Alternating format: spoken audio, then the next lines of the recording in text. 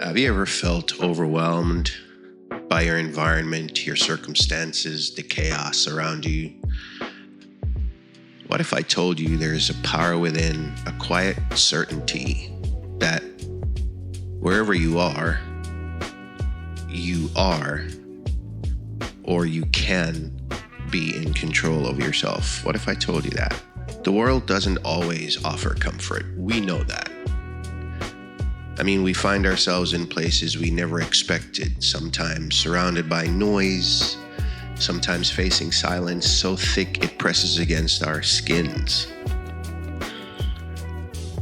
But again, there's a truth that I've discovered, one that's become the backbone of my resilience, and that is, wherever I am in control of myself. But there's this inner dialogue, an inner conversation that happens every day, sometimes unnoticed, sometimes loud enough to echo in our chests. And it's the dialogue between who we are in the moment and who we aspire to be. And we ask questions in these moments like, I can't believe this is happening. Why am I so anxious? Should I say something or just let it go? All those questions and questions like them.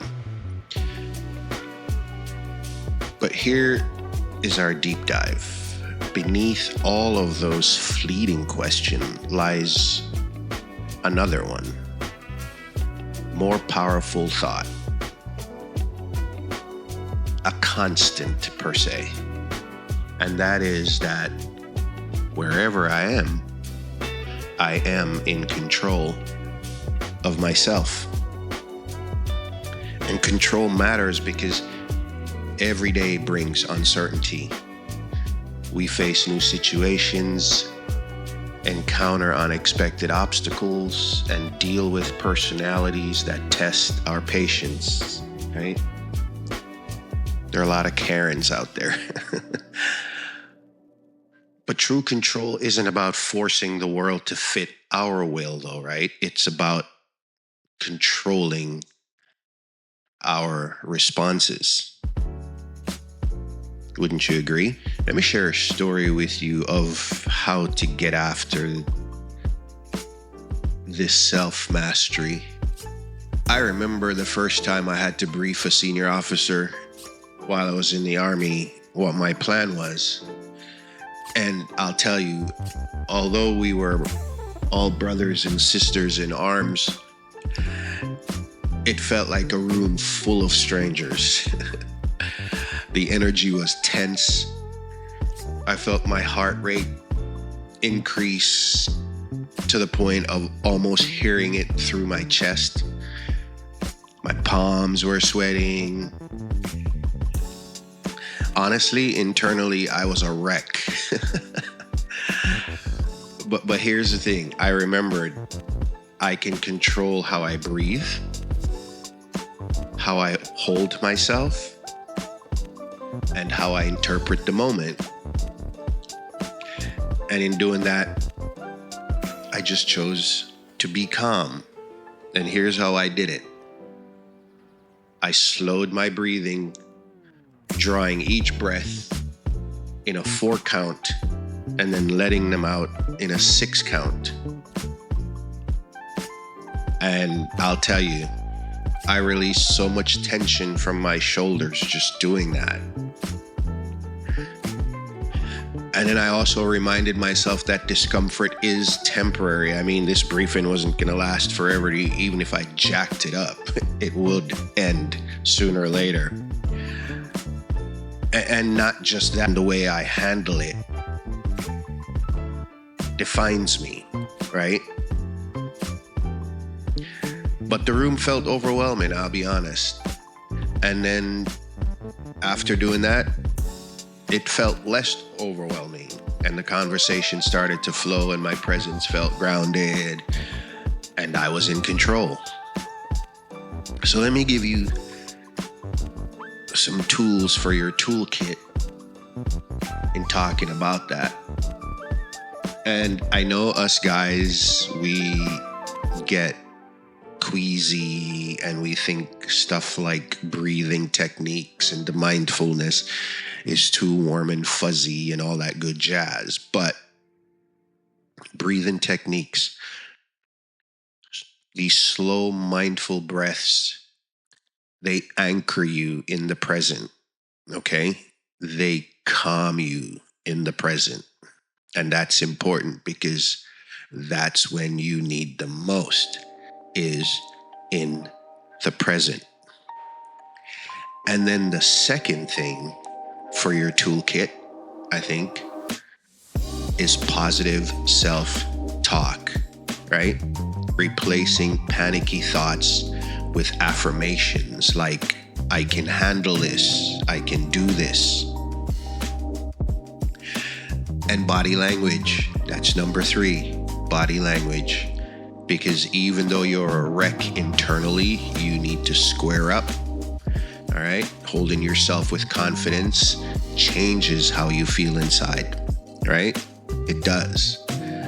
You might be a wreck, like I said, but if you're squared up and look confident and start thinking it and going through the processes we've talked about so far, breathing techniques and positive self-talk, then the rest of it just almost comes naturally. And then yes, guys, boys especially, the last one there is mindfulness, right? Observing our surroundings without judgment, focusing on what is rather than what if, right? Because with my story, what if I bombed the brief, right? Was all I could think. Instead of focusing on what I did know and was confident in, which is the rather, I was just stuck in the what ifs, all right? So mindfulness, observe the surroundings and realize that they're people just like you, all right? They're not there to bite your head off, hopefully. And then simple reflections, right?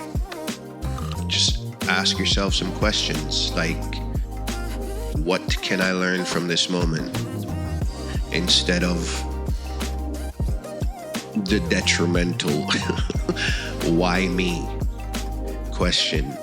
Just ask yourself instead, what can you learn from this moment, right?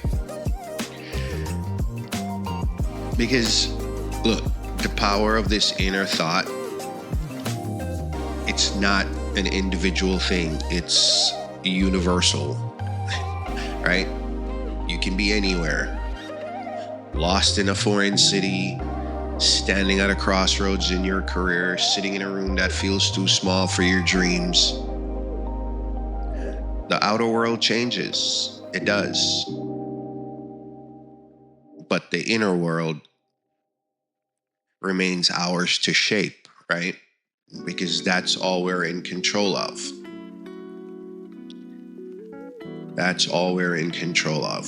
Think of it this way. No matter where we go, no matter what surrounds us, we carry our center with us. It's kind of like our sense of control is portable. And that's interesting. It's necessary. And I suspect if you're watching this, you're probably looking for a way to feel more grounded, more empowered in your everyday life.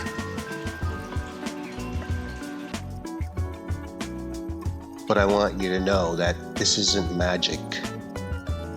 This takes practice. This you have to do in your everyday life. It's a choice you make over and over again.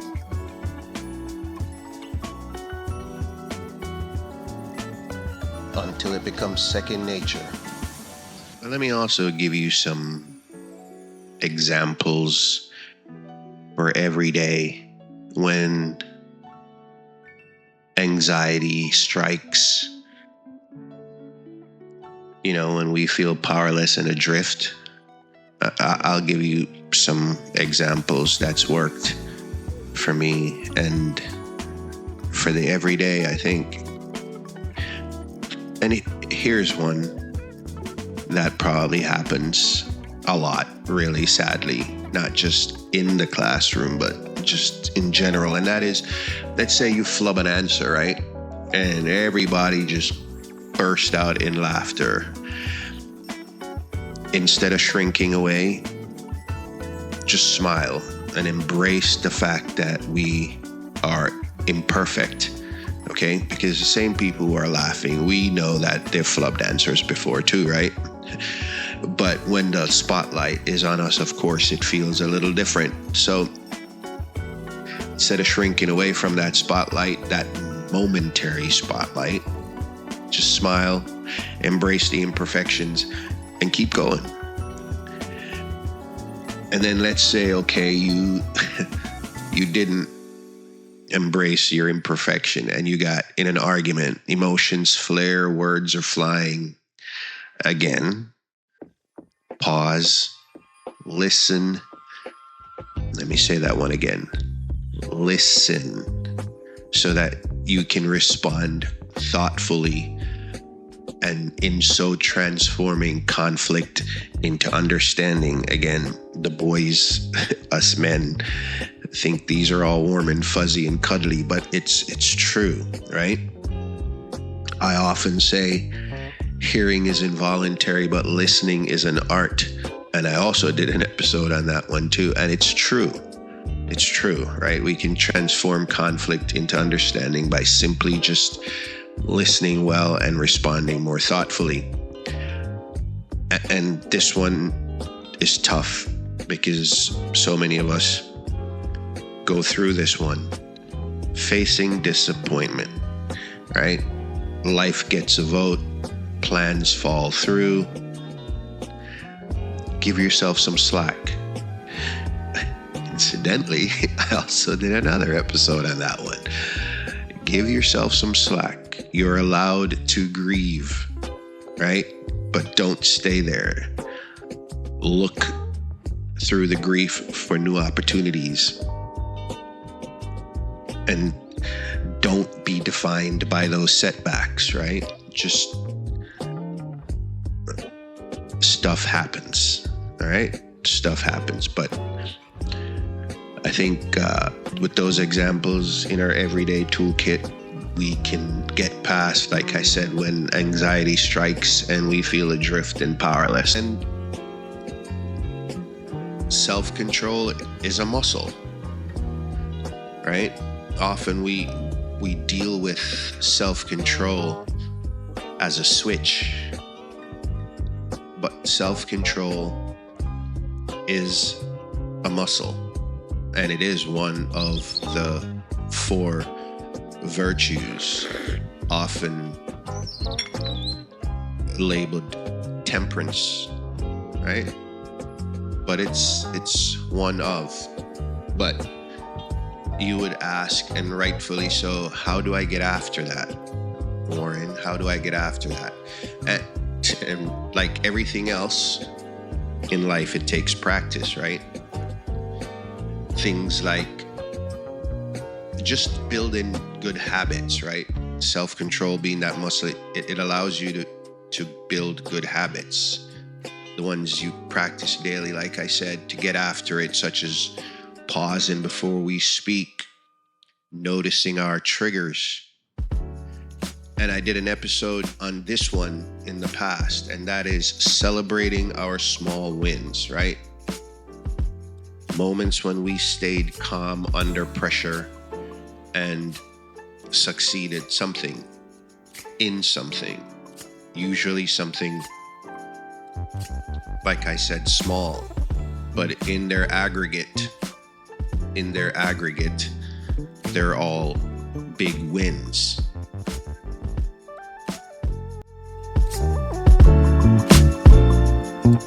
Remember, you're never powerless.